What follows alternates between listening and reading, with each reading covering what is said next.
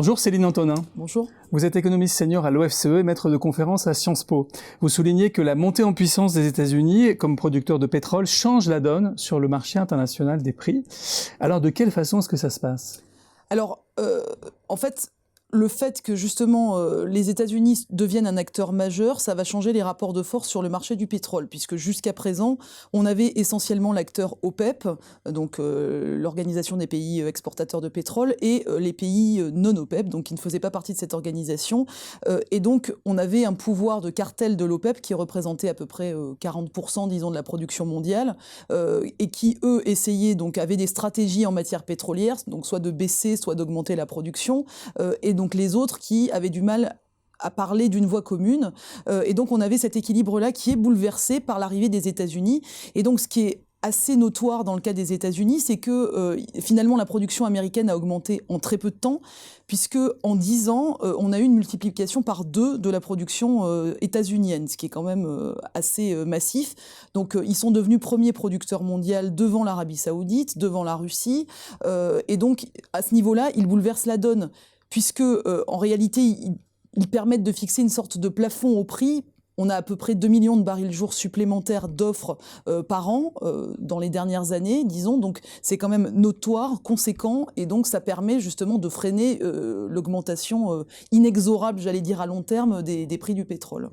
Et alors, est-ce que les États-Unis vont être confrontés à des limites physiques dans la production de ce pétrole de schiste, qui fait qu'ils seraient au bout de ce processus très rapide ? Alors, en fait, en termes de limites physiques, j'allais dire, je ne suis pas physicienne, donc c'est un petit peu dur à dire, mais pour l'instant, on ne l'observe pas en tout cas, et pour l'instant, la limite est liée au prix en réalité. C'est-à-dire que quand le prix est inférieur à un certain seuil, donc au seuil de rentabilité, à ce moment-là, les États-Unis ont tendance à beaucoup moins produire, puisque effectivement, il faut que le pétrole soit rentable pour que ça vaille le coup de le vendre.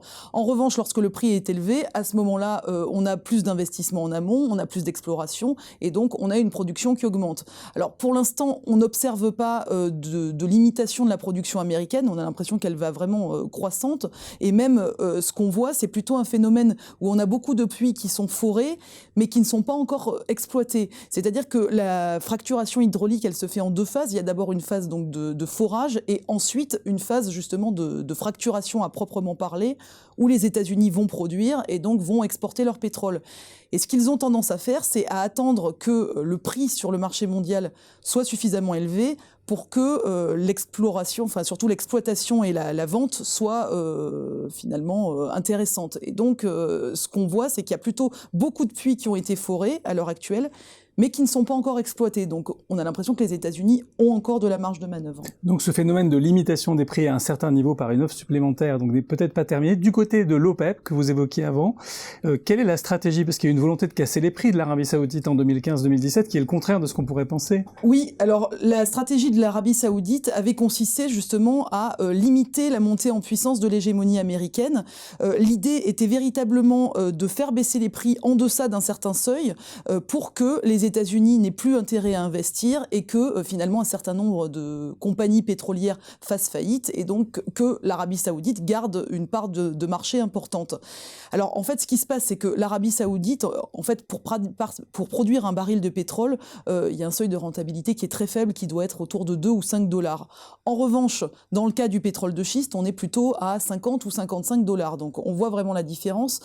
Mais la stratégie de l'Arabie Saoudite, en fait, qui a duré finalement 3 ans, n'a pas vraiment fonctionné parce que les États-Unis ont plutôt bien résisté, c'est-à-dire que le seuil de rentabilité a été abaissé. Alors les producteurs ont trouvé quelques petites astuces en produisant sur ce qu'on appelait par exemple les sweet spots, donc vraiment les parties des gisements les plus rentables, en arrivant à faire baisser les coûts, en comprimant les coûts à plusieurs segments de la production.